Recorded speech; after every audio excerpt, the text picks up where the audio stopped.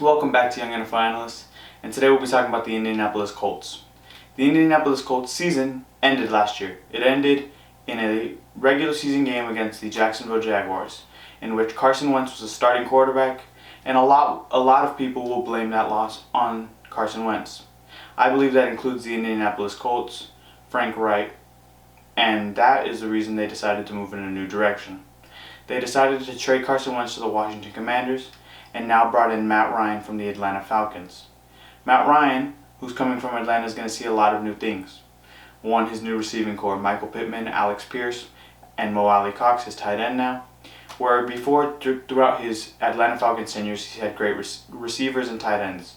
It was Tony Gonzalez, Rodney White, Julio Jones, Calvin Ridley, just to name a few.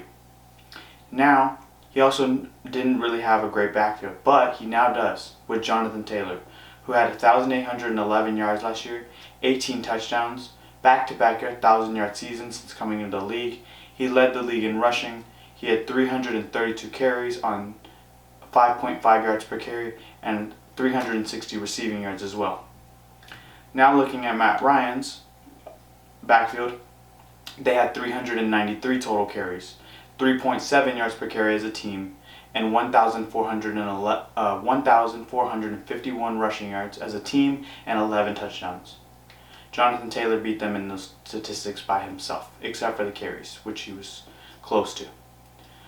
Which is why him being able to allow in a run game is going to allow him to have a lot more play action.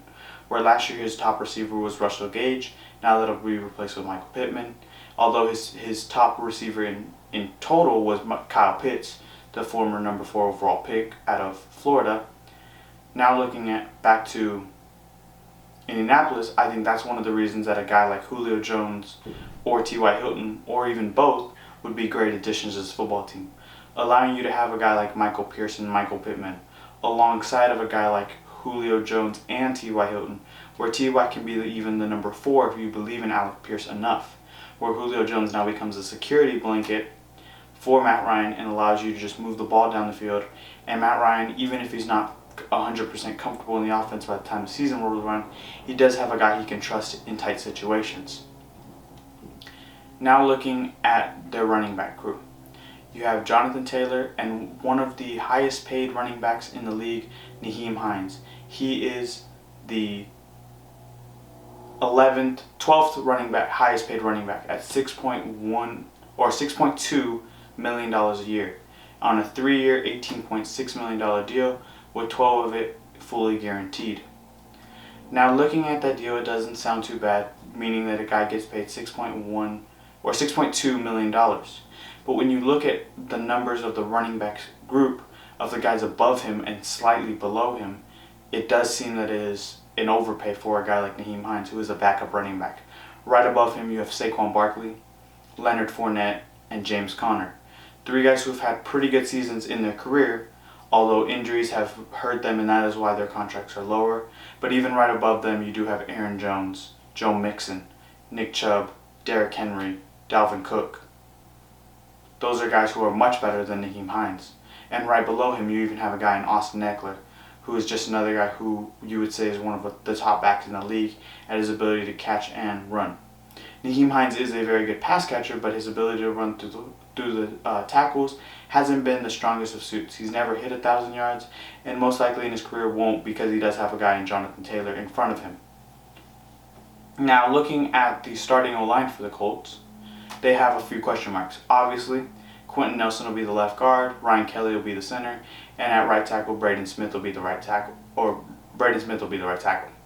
Now looking at your left tackle, you have a couple options. You have Bernard Raymond, who was a projected first-round pick until his injury concerns, and Matt Pryor, another guy out of Philadelphia, who you could say has the possibility of becoming that starting left tackle. Or you can move Matt Pryor to right guard, or Will Fries, or Danny Pinter, and allow your rookie to have that starting job at left tackle. Now with a guy like Matt Ryan, you are in win now mode, but I also believe that you being able to make your left tackle be as successful as possible, especially having a guy like Quentin Nelson next to him who can help him on those inside rushers, and all he has to really worry about are those outside guys, since Ryan Kelly is a good enough center to stay one-on-one with most defensive tackles. I think that the smarter move would be to move Matt Pryor to right guard. That way you have a veteran right side, and then you have one rookie who has help across the line.